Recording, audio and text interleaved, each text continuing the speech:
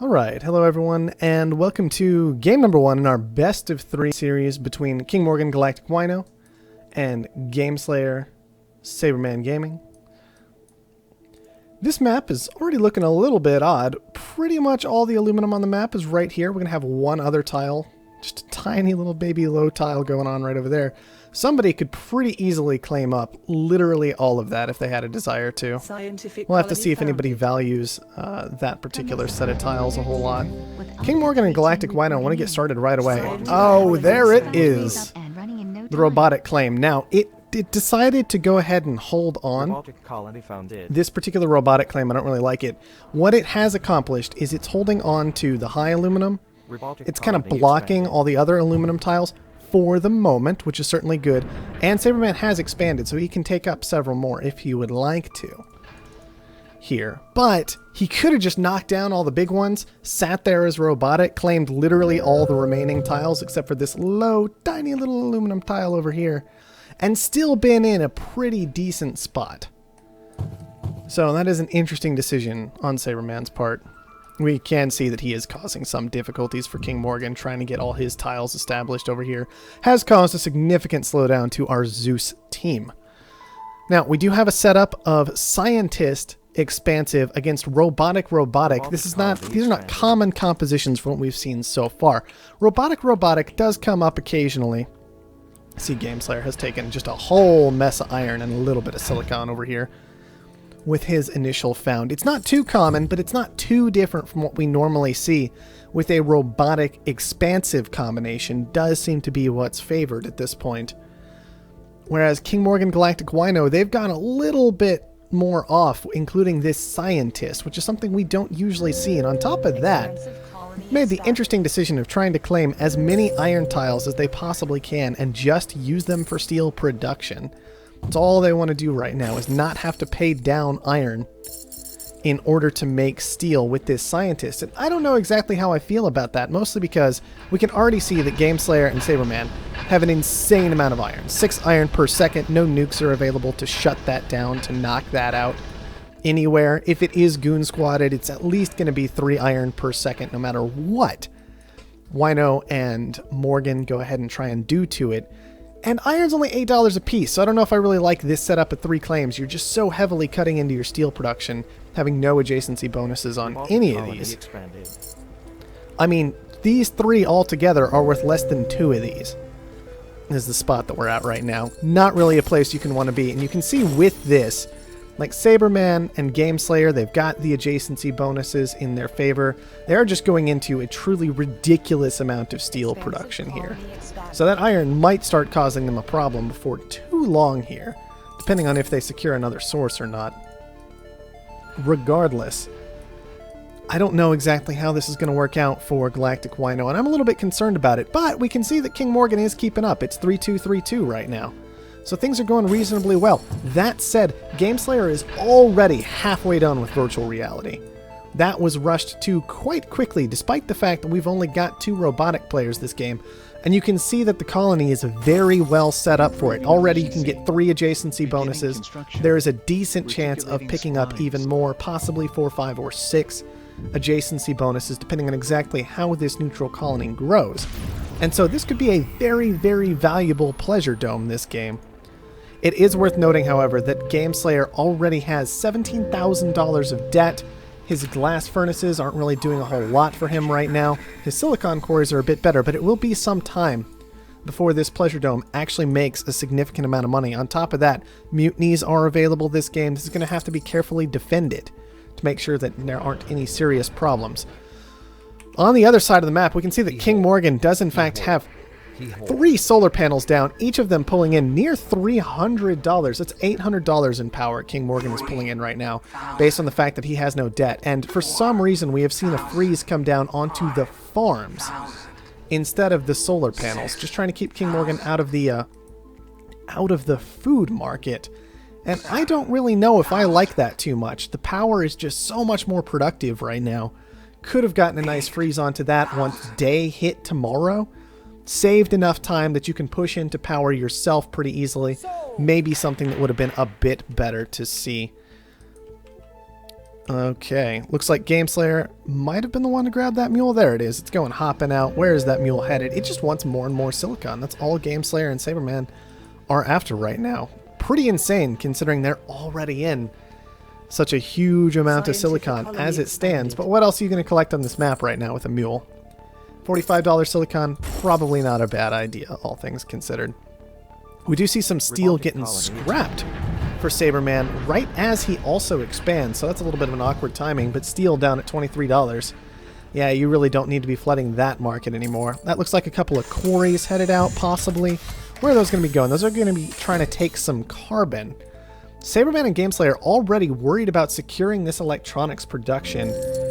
That seems a bit questionable. Electronics not worth a terribly large amount of money right now. Something like farms could be a lot more beneficial in the short term. I don't know if it was necessary to move into all of that right away. We can see that the patent office has been torn down for Gameslayer. That is a lot of resources to just dump all of a sudden.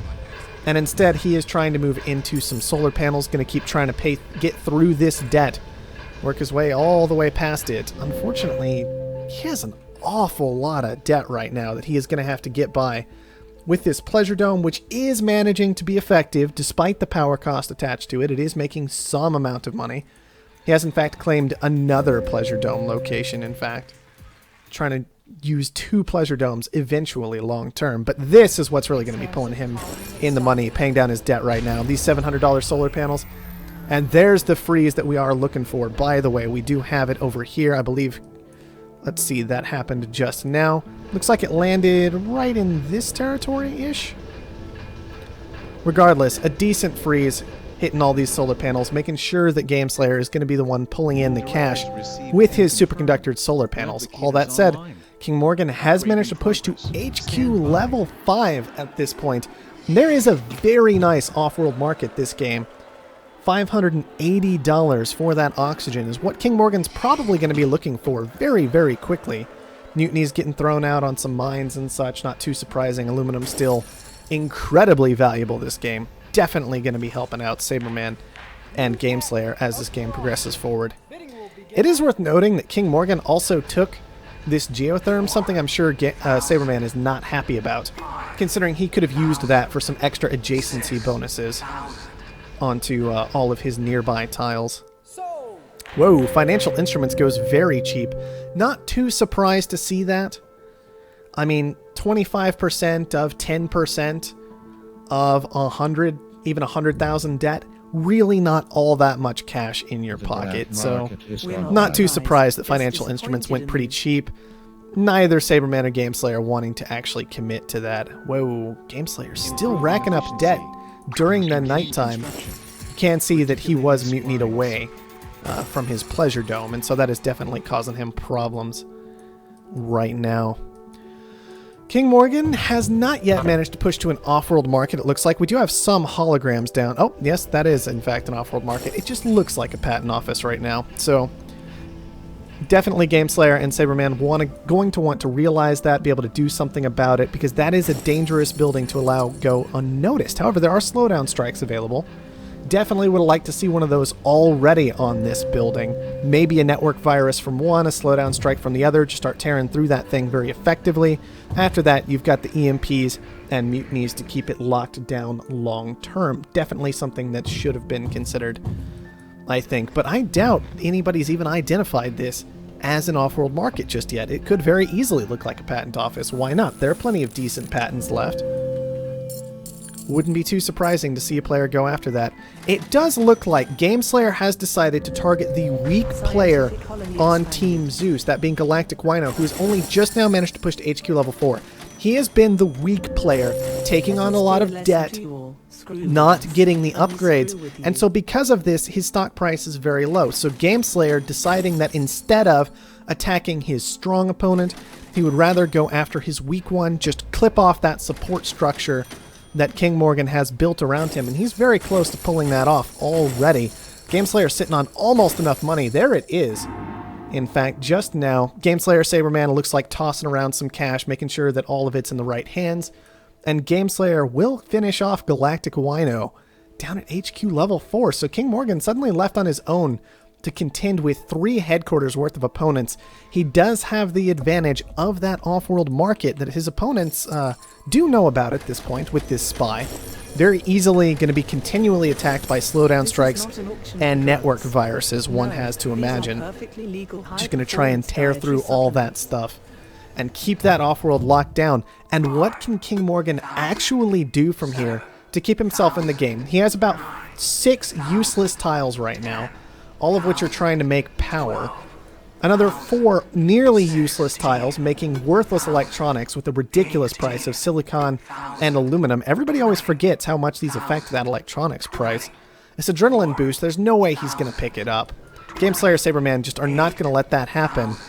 And his single most valuable tiles seem to be these low and high water pumps that he's got available to himself. And then, of course, his off-world market. And he can't defend that against slowdown strikes, so things are not looking pretty for King Morgan at this point. That said, he has attempted to get aggressive against Saberman. Once again, the strong player attacking the weak of the other team, but Saberman being significantly better defended here. I don't think King Morgan is going to manage to push that by anytime soon.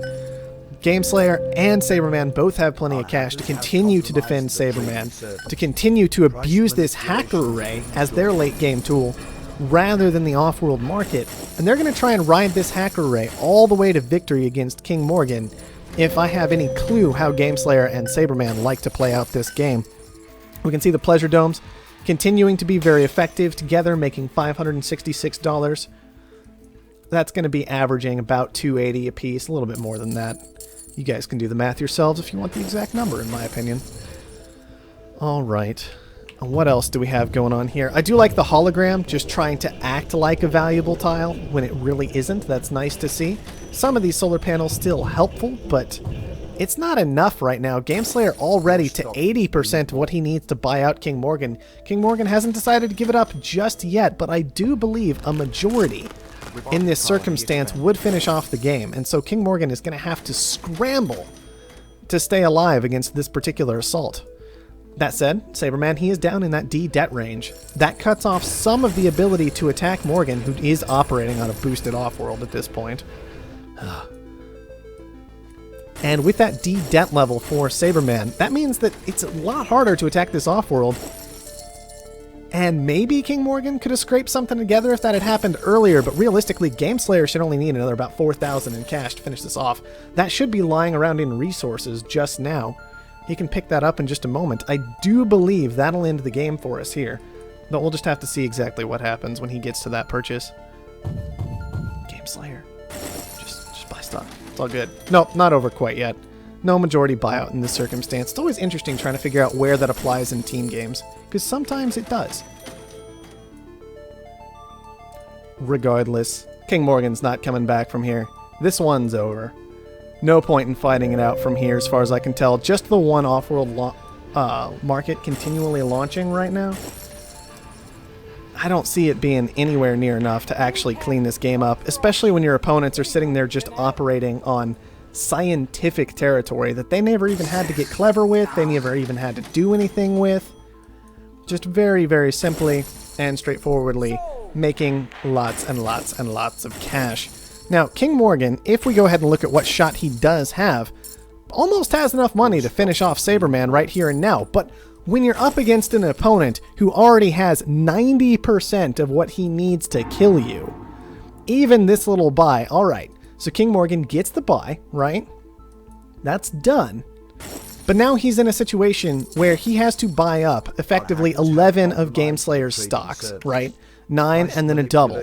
Whereas Gameslayer needs to acquire effectively 2 of his own. I don't see that happening. Gameslayer's already about halfway there.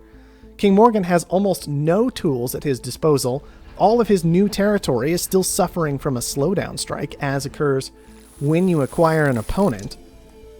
So things are just looking very, very awkward. One thing I will give in King Morgan's favor is that he has the carbon production, little as it is at the moment, which is nice.